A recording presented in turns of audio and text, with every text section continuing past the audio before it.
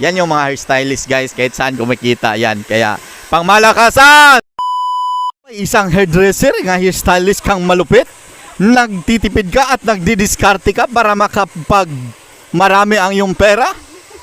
Guys, kausapin natin ngayon si Gia, isang matagal na hairstylist, 30 years in service na. So ma'am, anong masasabi mo ngayon ma'am? Ma'am? So guys, ito yung mga diskarte ng isang hairstylist, no? Pag meron kang ganitong kaalaman, no? Kaalaman, technique, idea sa pagbubuhok, gupit o color ribbon o ano pang mga materialis dyan, guys, mabubuhay ka kahit saan ka mang lupalop ng mundo, oh? Kaya kung wala kang ambisyon sa buhay, mag-hairstylist ka na lang at mag-apply ka dito sa Cell Salon. Bye!